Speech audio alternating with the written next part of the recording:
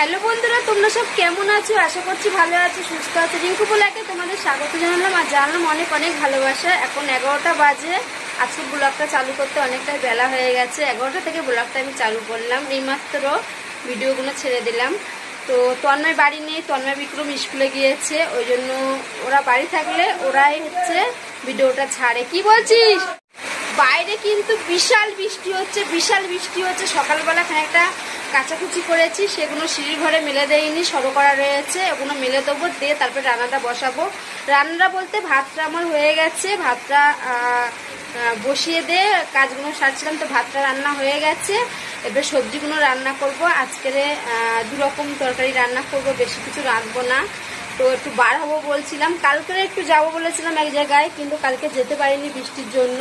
আজও ভাবছি যাবো এক জায়গায়, সেটাও মনে হচ্ছে যাওয়া হবে না। কেন? তো আমি জামা কাপড়গুলো মেলে দিয়ে নিজে চলে এসেছি। আর পিয়ার মাকে বলেছিলাম যে আমার সবজিগুলো বসে বসে কেটে দে। তো পিয়ার মা কুমড়োর ডোকা আর গুড়ি কচু আর আলু কেটে দিয়ে ফাঁকার দিকে গিয়েছে। তো তারপরে পিয়া আবার সবজি কাটতে এখানে বসে পড়েছে।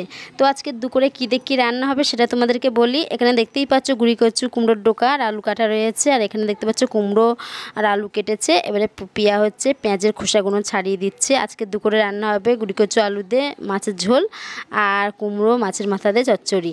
তো যাই হোক, বাইরে কিন্তু একভাবে বৃষ্টি পড়ছে, মানে এতটাই বৃষ্টি পড়ছে, মোটেই থামছে না। তো যাই হোক, ভিজে ভিজেই মনে হচ্ছে আজকের দুপুরের কাজগুলো সারতে হবে। কেন, কলটা না আমাদের বাড়ি থেকে একটু দূরে, আর যেতে গেলেও ভিজে যেতে হবে, আসতে গেলেও ভিজে যেতে হবে।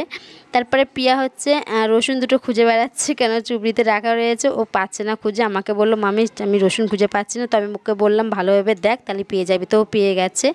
তো ও কিন্তু সবজিগুলো কেটে দিয়ে স্নান করে আমার কিন্তু রান্নাঘরে এসে হাতিমেতি রান্নাও করে দিয়েছিল, জানো তো। আর এই দেখো, তোমাদের বললাম না জামা কাপড়গুলো মেলে দিয়েছি। এই যে কিছুটা ভিজে জামা কাপড় রয়েছে আর কিছুটা শুকনো জামা কাপড় রয়েছে। রাত্রেবেলা যদি ফ্যানের তলায় দিতাম না, শুকিয়ে যেত, জানো তো।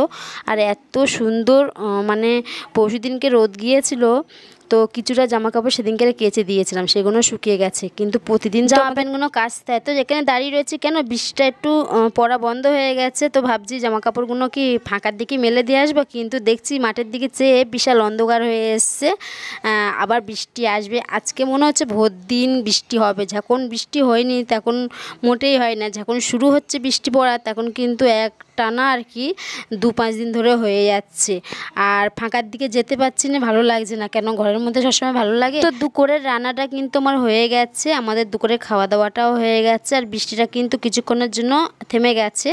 তো একটু ছাদের দিকে চলে আসলাম। আমাদেরকে একটা জিনিস দেখাচ্ছি, এই দেখো ড্রাগন গাছে কিন্তু ফুল এসছে, কত সুন্দর দেখতে লাগছে ফুলটা। দেখো একটু, আমি কিন্তু এই ফার্স্ট ড্রাগন গাছের ফুলটা দেখলাম। তো একটাই ফুল এসছে, আর বাকি ডালগুলো কিন্তু আমি প্রতিদিন দেখি যে আর একটা ফুলের কুড়ি আসছে কি, কিন্তু না, একটাই ফুল এসছে, আর সেটা হচ্ছে একদম গোড়ার ডালে। আর গাছটা অনেকটা লম্বা হয়ে গেছে।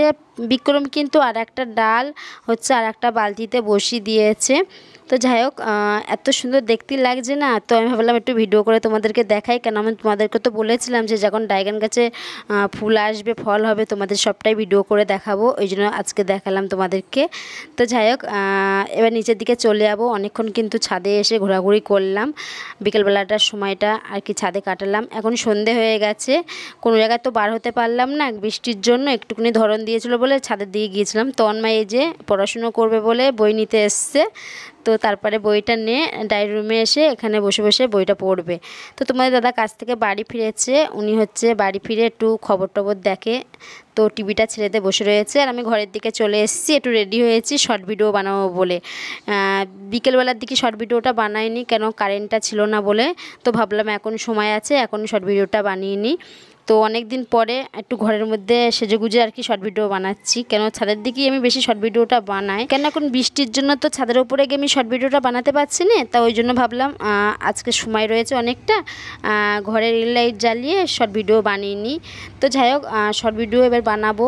আর রাত কিন্তু দেখতে দেখতে অনেকটাই হয়ে গেছে, শর্ট ভিডিও বানাতে বানাতেও কিন্তু অনেকটা সময় লেগেছে।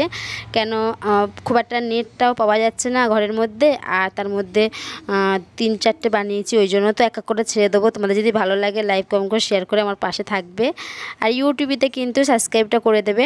তারপরে আমি পূজাদের বাড়ি চলে এসেছি, কেন বিক্রম এখানে বসে রয়েছে ওই জন্য ওকে ডাকতে এসেছিলাম।